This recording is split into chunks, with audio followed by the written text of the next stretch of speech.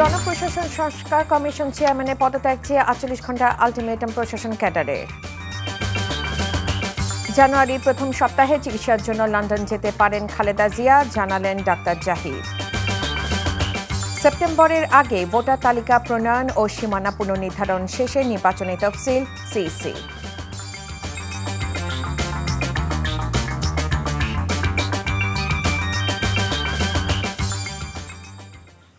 আসসালামু আলাইকুম, রায়কা আল হোসেন স্বাগত জানাচ্ছি এনটিভি সন্ধ্যার খবরে। ক্রাউন সিমেন্ট শিরোনাম দেখছিলেন। এছাড়াও থাকছে বড়দিন উদযাপনের খবর। উৎসাহ, উদ্দীপনা আর ধর্মীয় ভাবগাম্ভীর্যের মধ্য দিয়ে খ্রিস্টান ধর্মাবলম্বীরা পালন করছেন এই উৎসব। রাজধানী 5 তারকা হোটেলগুলোতেও চলছে নানা আয়োজন।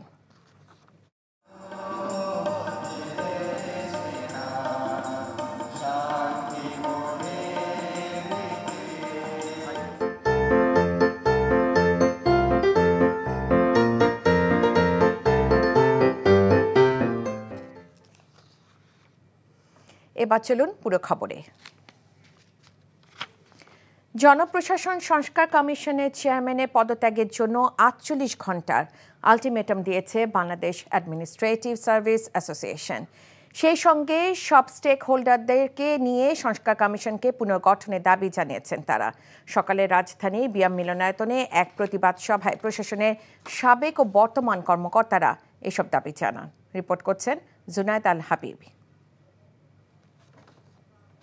পাবলিক সার্ভিস কমিশন পরীক্ষা নেবে এবং 70 মার্ক না পেলে প্রমোশন পাবেন। পরীক্ষার মাধ্যমে পদোন্নতি এবং পদোন্নতির ক্ষেত্রে নতুন অনুপাত সহ বেশ কিছু সুপারিশ করতে পারে জনপ্রশাসন সংস্কার কমিশন। গত 17 ডিসেম্বর কমিশন প্রধান সাংবাদিকদের সঙ্গে আলাপকালে এসব বলার পর থেকেই অসন্তোষ দেখা দেয় প্রশাসনে।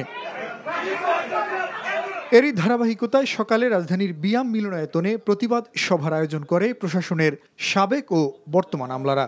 কর্মকর্তারা অভিযোগ করেন, উপসচিব পদে 50% হারে পদায়ন বৈষম্যমূলক, অযৌক্তিক এবং ষড়যন্ত্রমূলক।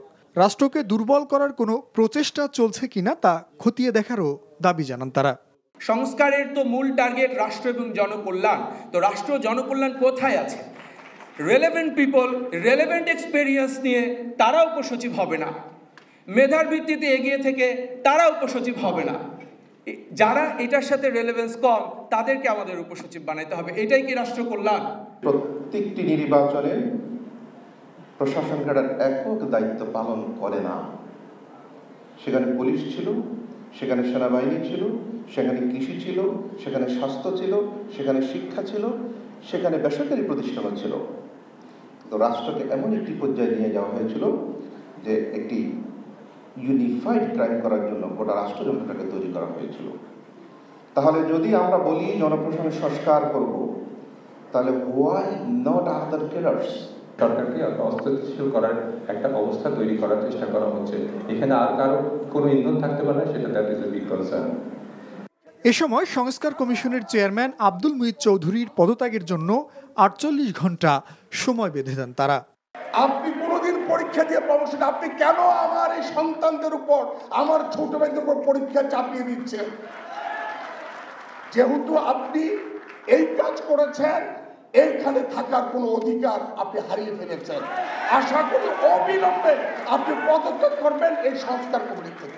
বর্তমান বিধিমালা অনুযায়ী উপসচিব পদে প্রশাসন ক্যাডারের 75% এবং অন্য সব ক্যাডারের 25% কর্মকর্তাদের পদোন্নতি দেয়া হয়। সেক্ষেত্রে সংস্কার কমিশন 75% থেকে কমিয়ে 50% করার আলোচনা শুরু করলে মূলত অসন্তোষ তৈরি হয় আমলাদের মধ্যে। জুনায়েদ আল হাবিব, এনটিভি নিউজ, ঢাকা। জানুয়ারির প্রথমার্ধে চিকিৎসার জন্য যুক্তরাজ্য যেতে পারেন বিএনপি চেয়ারপারসন বেগম খালেদা জিয়া। বেগম জিয়ার ব্যক্তিগত চিকিৎসক ও দলের স্থায়ী কমিটির সদস্য অধ্যাপক ডাক্তার AZM জাহিদ হোসেন একথা জানান। তবে যাত্রার সুনির্দিষ্ট কোনো তারিখ তিনি জানাতে পারেননি। এর আগে বিএনপির পক্ষ থেকে বেগম খালেদা জিয়ার সফরসঙ্গী হিসেবে দলের নেতা, চিকিৎসক, নার্স সহ 15 জনের একটি তালিকা পররাষ্ট্র মন্ত্রণালয়ে জমা দেওয়া হয়। সে মোতাবেক তাদের সবার জন্য যুক্তরাজ্যে ভিসা প্রক্রিয়া শেষ হয়েছে। সবশেষ গত 27 নভেম্বর খালেদা জিয়া আমেরিকার ভিসার জন্য ঢাকায় দেশটির দূতাবাসে যান। 2017 সালের 16 জুলাই সবশেষ যুক্তরাজ্যে যান খালেদা জিয়া। ওই বছরের 18 অক্টোবর দেশে ফেরেন তিনি। সে সময় তিনি যুক্তরাজ্যের ডাক্তার হ্যাডলি ব্যারির চিকিৎসা নেন। জানুয়ারি প্রথমার্ধে ওনাকে ইউকে নিয়ে যাওয়ার প্রস্তুতি চলতেছে, কিন্তু এখন পর্যন্ত কোনো কনফার্ম ডেট হয়নি। অন্য যারা যেগুলো লিখছে ওগুলো স্পেকুলেশনের উপর লিখছে, ঠিক আছে।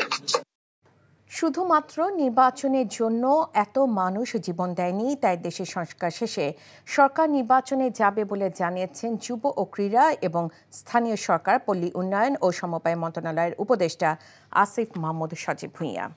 ঠাকুরগাঁওয়ে বালিয়াডাঙ্গি উপজেলা পরিষদ হলরুমে শীতার্তদের মাঝে শীতবস্ত্র বিতরণ শেষে একথা বলেন তিনি। উপদেষ্টা বলেন, বিগত দিনে উত্তরবঙ্গের জেলাগুলো অবহেলিত ছিল। বর্তমান সরকার এসব জেলা উপজেলাগুলোতে উন্নয়ন কার্যক্রমে হাত দিয়েছে। গণ অভ্যুত্থানে জেলার আহতদের চিকিৎসা নিশ্চিতে এই সরকার কাজ করছে বলেও জানান উপদেষ্টা। অন্যদিকে পঞ্চগড়ে আটোয়ারী উপজেলায় শীতার্তদের মাঝে শীতবস্ত্র বিতরণ এবং বৈষম্য বিরোধী আন্দোলনে শহীদ পরিবারের মাঝে আর্থিক সহায়তা প্রদান বৈষম্যহীন নতুন বাংলাদেশ গড়ার প্রত্যয় ব্যক্ত করেন সজীব ভূঁইয়া। এ সময় জাতীয় নাগরিক কমিটির মুখ্য সংগঠক সার্জিস আলম সহ অন্যরা উপস্থিত ছিলেন।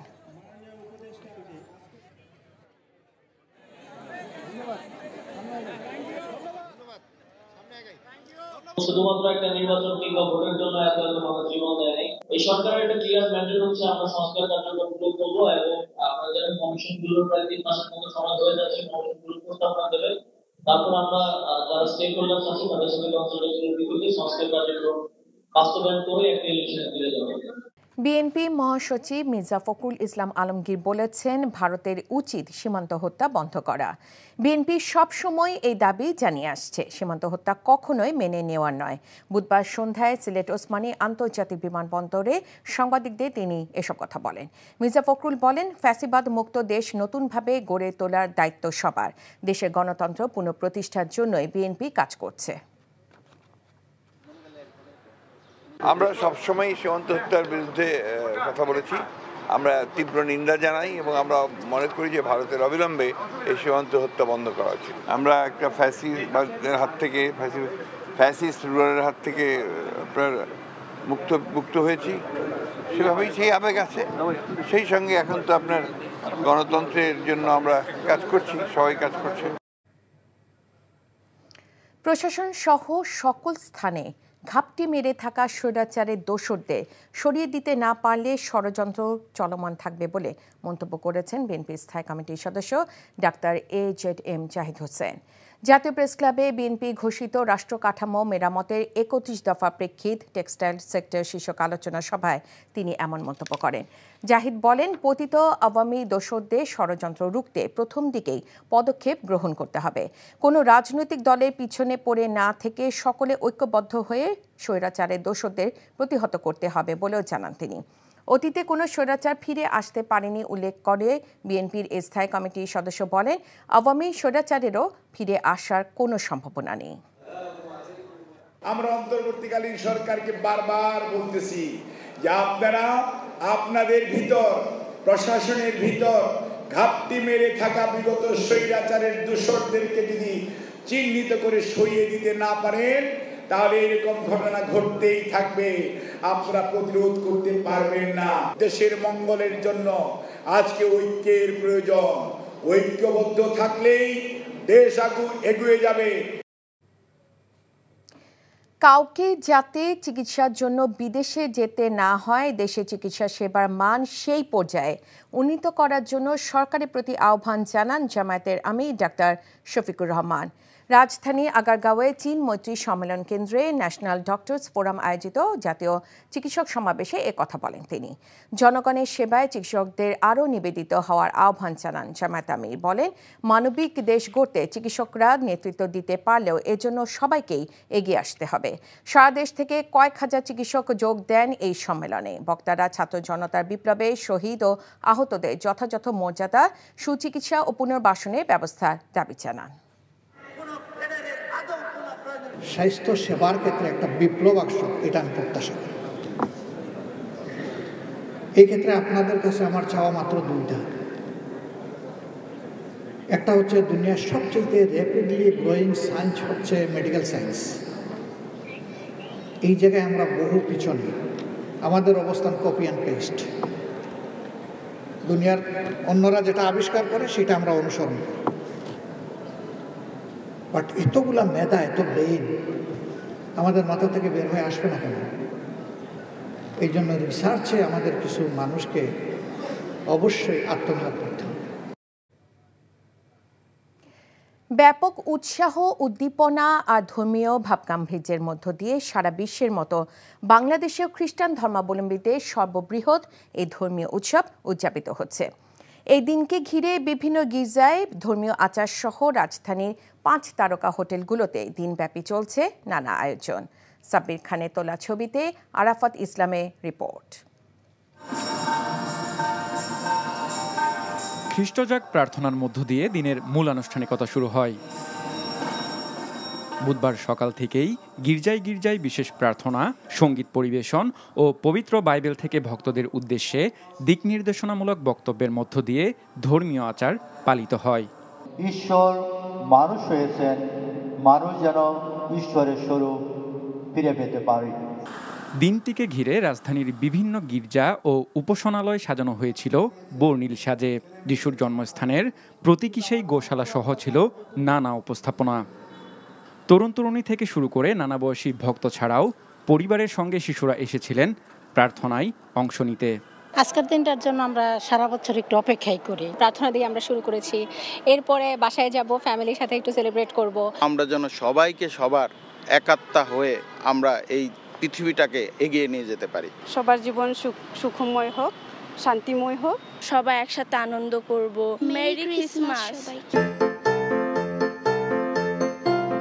এদিকে বড়দিনকে বরণ করে নিতে রাজধানীর 5 তারকা হোটেলগুলোতেও ছিল সাজ সাজ রব।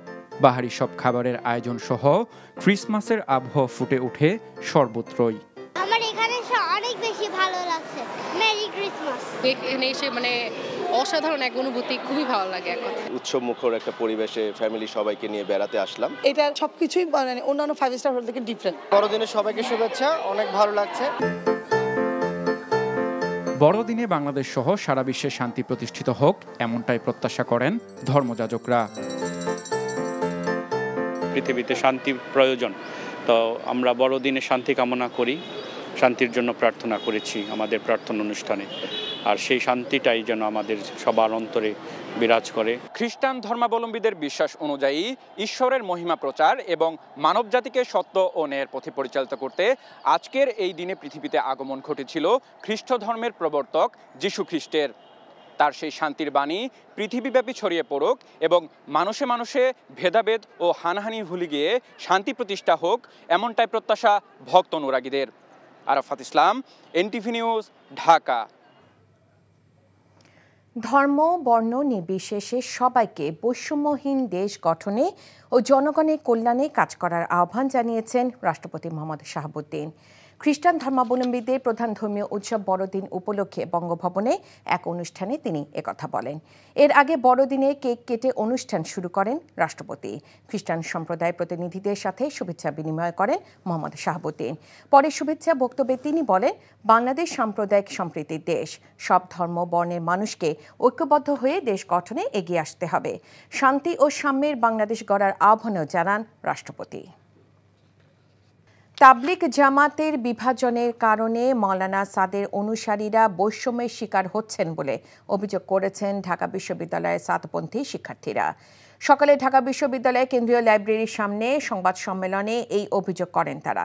সাম্প্রতিক সংঘর্ষের ঘটনা বিভেদ ও বৈষম্যের পরিণতি বলেও দাবি করেন তারা। দ্রুত বৈষম্য নিরসন করে দুই পক্ষের মধ্যে ঐক্য ফিরিয়ে আনতে সকলকে এগিয়ে আসার আহ্বান জানান তারা। এই সময় তাবলিগে জামাতের বিভাজন নিরসনে সমতা নিশ্চিত সহ 11 দফা প্রস্তাবনা দেন তারা।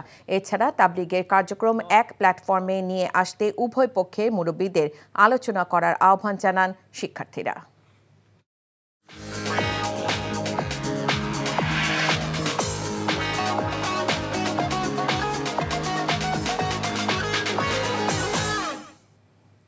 নগদ নিবেদিত অর্থনীতির খবর।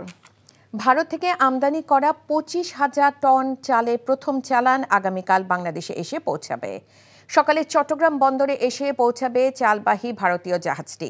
খাদ্য মন্ত্রণালয় থেকে পাঠানো এক সংবাদ বিজ্ঞপ্তিতে এ তথ্য জানানো হয়।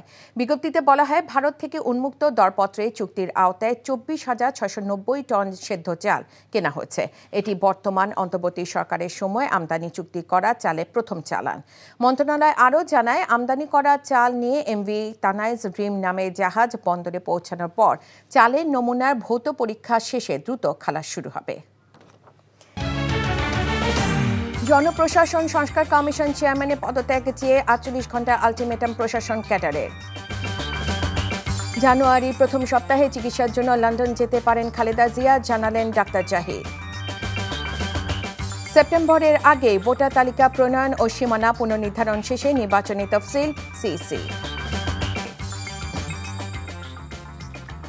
এই ছিল সন্ধ্যার খবরে। এই খবরের ভিডিও সহ আপডেট জানতে ভিজিট করুন এনটিভি অনলাইন www.ntvbd.com। এছাড়াও এনটিভির জনপ্রিয় সব অনুষ্ঠান ও খবরের আপডেট জানতে ভিজিট করুন আমাদের ইউটিউব ও ভেরিফাইড ফেসবুক পেজ। রাত 10:30 রাতের খবর দেখার আমন্ত্রণ জানিয়ে বিদায় নিচ্ছি। এতক্ষণ সাথে থাকার জন্য সবাইকে ধন্যবাদ।